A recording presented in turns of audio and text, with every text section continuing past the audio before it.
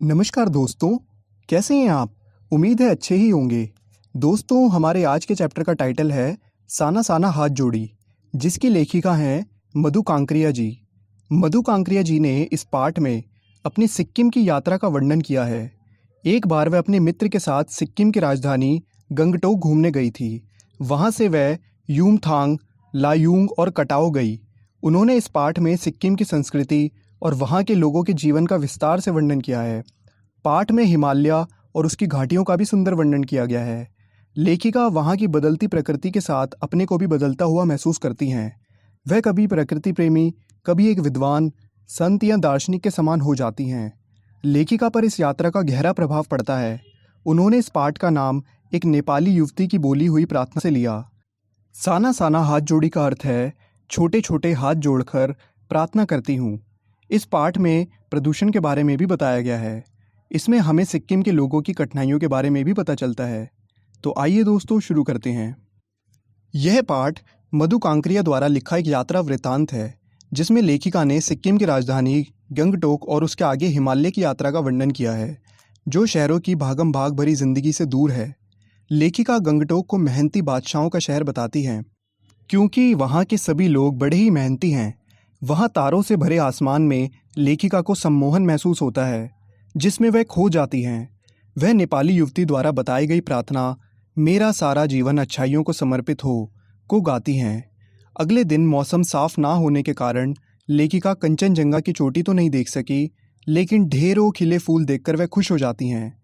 वह उसी दिन गंगटोक से 149 किलोमीटर दूर यूमथांग देखने अपनी सयेत्री मणि और गाइड जितेन नार्गे के साथ रवाना होती हैं। गंगटोक से यूमथांग को निकलते ही लेखिका को एक कतार में लगी सफ़ेद सफ़ेद बौद्ध पताकाएं दिखाई देती हैं, जो ध्वज की तरह फहरा रही थी।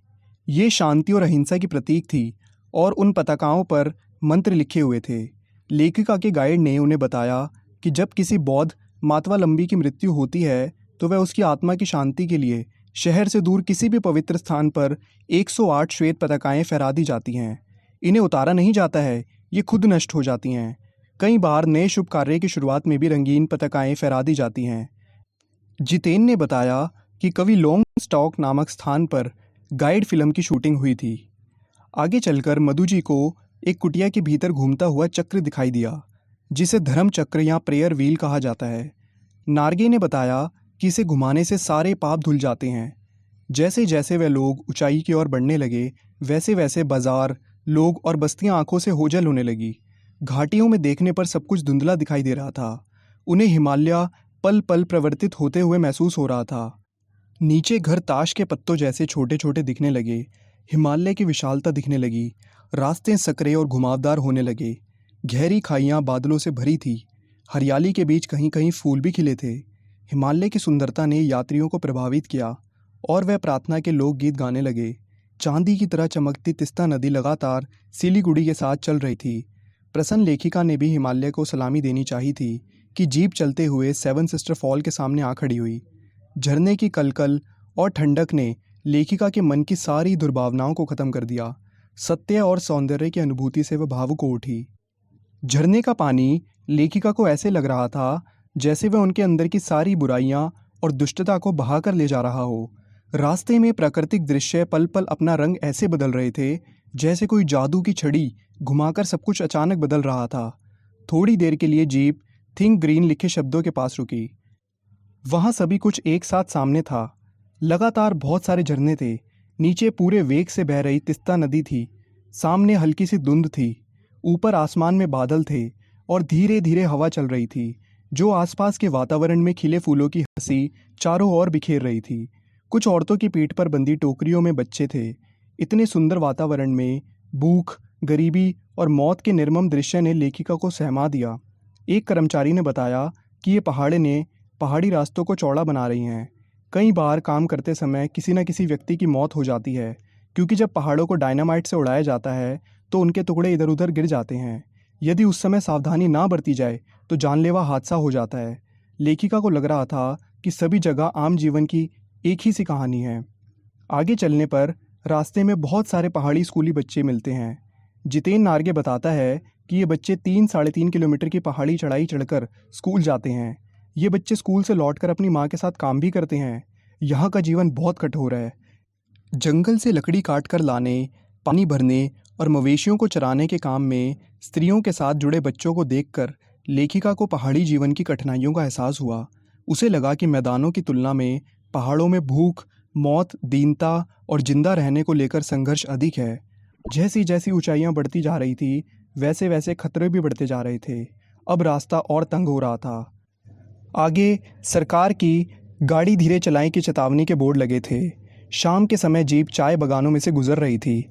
बागानों में कुछ युवतियां सिक्किमी परिधान पहने चाय की पत्तियां तोड़ रही थी। चारों ओर इंद्रधनुषी रंग छटा बिखेर रहे थे। यूमथांग पहुंचने से पहले वे लोग लायूंग रुके। लायूंग में लकड़ी से बने छोटे छोटे घर थे। लेखिका सफ़र की थकान उतारने के लिए तिस्ता नदी के किनारे फैले पत्थरों पर बैठ गई। रात होने पर जितेन के साथ अन्य साथियों ने नाच गाना शुरू कर दिया। लेखिका की सहत्री मणि ने बहुत सुंदर नृत्य किया। लायूंग में अधिकतर लोगों की जीविका का साधन पहाड़ी आलू, धान की खेती और शराब था। लेखिका को वहाँ बर्फ़ देखने की इच्छा थी, लेकिन वहाँ उसे बर्फ़ कहीं भी नहीं दिखी। एक स्थानीय युवक के अनुसार प्रदूषण के कारण यहाँ स्नोफॉल कम हो गया था। कटाओं में बर्फ़ देखने को मिल सकती है। कटाओं को भारत का स्विट्ज़रलैंड कहा जाता है। मणि, जिसने स्विट्ज़रलैंड घूमा था, उसने कहा, ये स्विट्ज़रलैंड से भी सुंदर है। कटाओं को अभी तक टूरिस्ट स्पॉट नहीं बनाया गया था, इसीलिए ये अब तक अपने प्राकृतिक स्वरूप में था। लायोंग से कटाओ का सफ़र 2 घंटे का था। कटाओ का रास्ता बहुत खतरनाक था। जितेन अंदाज से गाड़ी चला रहा था। चारों ओर बर्फ़ से भरे पहाड़ थे। कटाओ पहुंचने पर हल्की हल्की बर्फ़ पड़ने लगी थी। सभी सहयात्री वहाँ के वातावरण में अपनी फ़ोटो खिंचवा रहे थे। लेखिका वहाँ के वातावरण को अपनी सांसों में समा लेना चाहती थी। उसे लग रहा था कि यहाँ के वातावरण ने ही ऋषि मुनियों को वेदों की रचना करने की प्रेरणा दी होगी। ऐसे असीम सौंदर्य को यदि कोई अपराधी भी देख ले तो वह भी आध्यात्मिक हो जाएगा। मणि के मन में भी दार्शनिकता उभरने लगी थी। वह कहती है, प्रकृति अपने ढंग से सर्दियों में हमारे लिए पानी इकट्ठा करती है और गर्मियों में ये बर्फ़ शिलाएं पिघलकर जलधारा बनकर हम लोगों की प्यास को शांत करती हैं। प्रकृति का ये जल सचमुच अद्भुत है। इस प्रकार नदियों और हिमशिखरों का हम पर बहुत बड़ा कर्जा है। थोड़ा आगे जाने पर फौजी छावनियाँ दिखाई देने लगी, क्योंकि ये एक बॉर्डर एरिया था और थोड़ी ही दूर पर चीन की सीमा थी। कड़कड़ाती ठंड में पहरा देते फौजियों की कर्तव्य निष्ठा ने लेखिका को भावुक बना दिया। पौष और माघ की ठंड में किस तरह रहते होंगे, ऐसा लेखिका सोचने लगी। वहाँ जाने का रास्ता भी बहुत खतरनाक था। कटाओ से यूमथांग की ओर जाते हुए प्रियोता और रुटेंड्रो ने फूलों की घाटी को भी देखा। यूमथांग जगह कटाओ जैसी सुंदर नहीं थी।